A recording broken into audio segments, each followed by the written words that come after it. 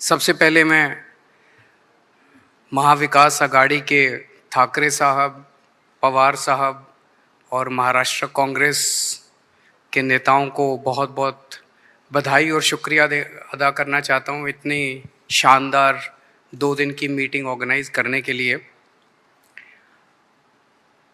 ये जो India alliance है, ये अलायंस कुछ चंद 26, 27, 28 केवल पार्टियों का अलायंस नहीं है।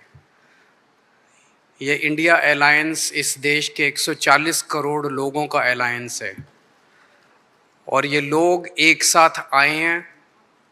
देश के लोग इकट्ठे हो रहे हैं और बहुत बड़ी संख्या में लोग इकट्ठे हो रहे हैं और देश के लोग इकट्ठे हो रहे हैं 21वीं सदी के भारत का निर्माण करने के लिए। आज हमें बहुत दुख होता है कि आज हमारे देश के अंदर जो सरकार है, मोदी सरकार, मुझे लगता है कि आज़ाद भारत की सबसे भ्रष्ट सरकार और सबसे अहंकारी सरकार है। एक भारतीय होने के नाते मुझे बेहद दुख होता है।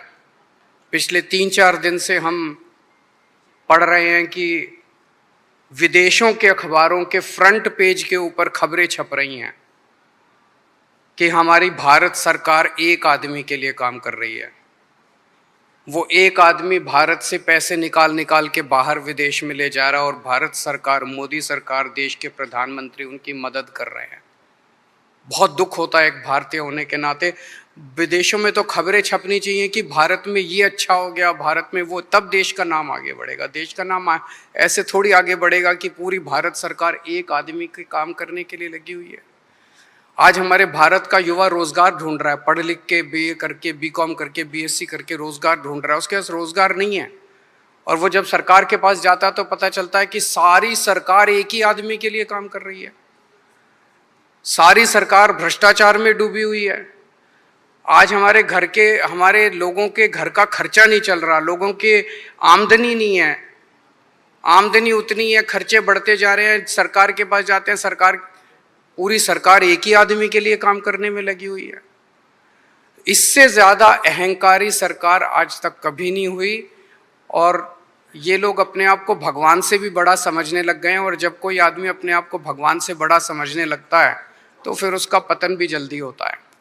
मुझे बेहद खुशी है कि इंडिया अलायंस में सब लोग आपस में जुड़ रहे हैं। एक चीज मैं देख रहा हूं, बहुत बड़ी बड़ी ताकतें, अब सबको लगने लगा है कि ये इंडिया अलायंस मोदी सरकार के आने वाले समय में मोदी सरकार के पतन का कारण बनने वाला है।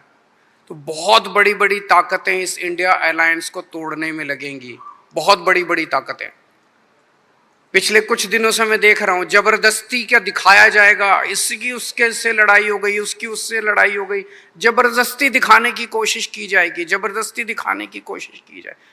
मैं पिछली 3 मीटिंग अटेंड कर चुका, मैं आपको पूरी जिम्मेदारी के साथ कह सकता हूं, जितनी अच्छे से और जितने प्यार और मोहब्बत से सारी मीटिंग्स हुई हैं, किसी के साथ लड़ाई नहीं है।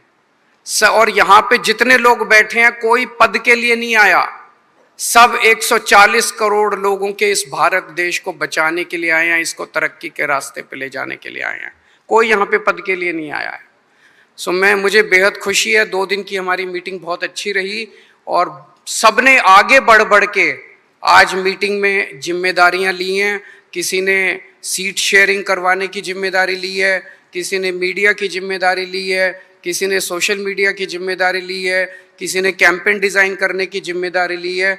मुझे पूरी उम्मीद है कि आने वाले समय के अंदर पूरा भारत इकट्ठा होगा और इस अहंकारी, भ्रष्टाचारी, तानाशाही सरकार का पतन का कारण बनेगा।